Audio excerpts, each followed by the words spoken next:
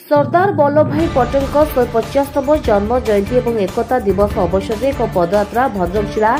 महताब छकठारू पुराणा बजार स्थित मल्लिक मैदान पर्यंत अनुष्ठित हो जाएगी। पदयात्रा में बीजेपी राज्य सभापति श्रीजुक्त मनमोहन सामल, भद्रक जिला सांसद श्रीजुक्त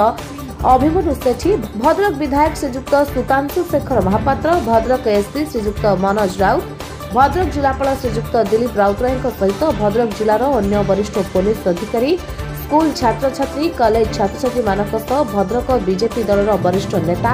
एवं बहु संख्यक बीजेपी कर्मी माने अनुष्ठित हो जाइथिबा पदयात्रा रे भद्रक सहर महताब छकठारू पुराणा बजार स्थित मल्लिक मैदान पर्यंत अनुष्ठित हो जाइथिबार जहा देखिबाकु मिलिछि।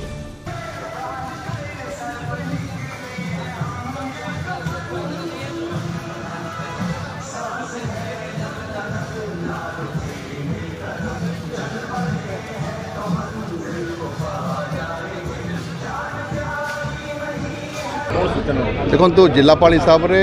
मत अत्यंत खुशी लगुच जे सरकारी एवं बेसरकारी अनुष्ठान माने मिलित भाव में कार्यक्रम को सफल कर समग्र भारत वर्ष में जितेबाला सरदार वल्लभ भाई पटेल 150तम जन्मवार्षिकी पालन करा जाउछि। भद्रक जिले में आज पालन करा जाइछि एवं दीर्घ 7-8 किलोमीटर धरी जो आम पदयात्रा कले एकता पदयात्रा ताहा सूचई दौछि जे दल मत वर्ग निर्विशेष समस्ते आम एक एवं से जो एक भारत श्रेष्ठ भारत एवं गोटे आत्मनिर्भर भारत परिकल्पना को साकार करने आज सबु वर्गर व्यक्तिविशेष माने एकत्रित होते से वाकाथन और योगदान करिसेंती मो जिला प्रशासन तरफ आउ थे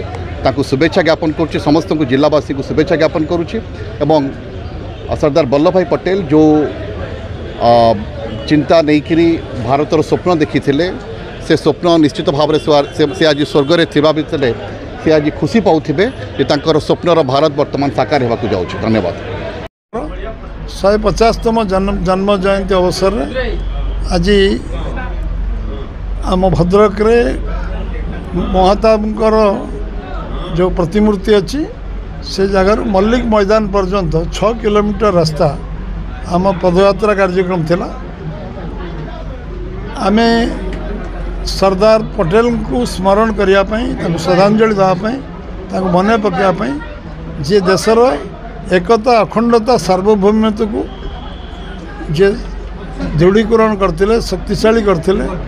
जी ओडिशारू गड़जात मिश्रण आरंभ डॉक्टर हरकृष्ण महताब को सांगे नहीं कि नीलगिरी गड़जात मिश्रण आरंभ कलापर भारत वर्षर सबू अंचल को मिसई भारत वर्ष आज जो 140 कोटी भारत वर्ष हम देखुंत एक गढ़ार तांकर प्रमुख भूमिका थी। सरदार वल्लभ भाई पटेल जड़े दृढ़ मना लोक थे। स्वाधीनता संग्राम टू आरंभ कर संघर्ष यात्रा लंबा थिला तापर से भारत एकत्रीकरण करने जो संघर्ष करते आज आम एटी भद्रक धन्यवाद देवी आम प्रशासन को एटी यशस्वी प्रधानमंत्री नरेंद्र भाई मोदी आह्वान रे आज सबू जो एठिकार जिला प्रशासन पूरा सबू शिक्षानुष्ठान सबू सरकार एवं बेसरकारी संस्था समस्ते दल मत निर्विशेष जाति धर्म वर्ण निर्विशेष समस्ते आज ये पदयात्रा जोग देते। आउ डॉक्टर महताब 124 वर्ष पूरा होची काली डॉक्टर हरकृष्ण महताब 125 वर्ष आरंभ ये संजोग डॉक्टर हरकृष्ण महताब वल्लभ भाई पटेल को ओडिशा आनिक एकत्रीकरण आरंभ करते नीलगिरी एकत्रीकरण आरंभ होता एवं ये हूँ गोटे राष्ट्रीयता आउ जातीयतावाद ये गोटे स्मरणीय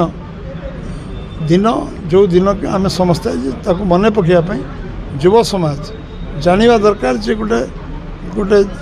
स्वाधीनता एत वर्ष पर वल्लभ भाई पटेल अवदान को समस्ते मन रखिंट मन रखिए 100 वर्ष देशर जो